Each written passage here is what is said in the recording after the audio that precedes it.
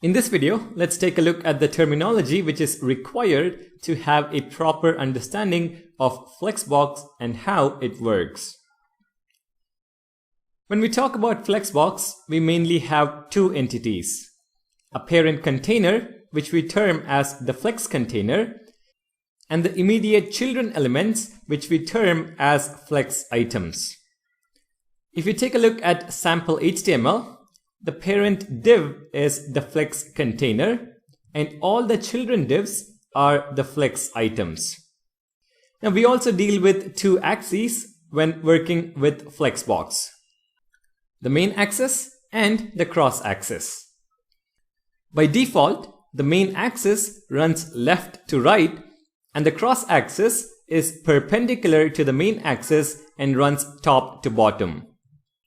The starting point of the main axis is termed as main start and the end point is termed as main end.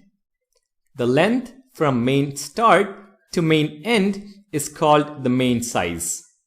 So we can say that the Flex items flow from main start till main end and take up the main size as the length.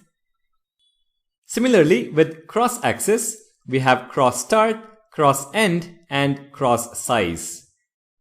We can also change the direction of the main and cross axes, but we will talk more about that later in the course. Now, understanding Flexbox is basically getting familiar with the properties associated with the Flex container and the Flex items. Nothing fancy. You just learn it like how you learned CSS. Know what properties exist and how they work. So in the next video, let's begin by focusing first on all the properties that are associated with just the Flex container. I'll see you guys in the next video.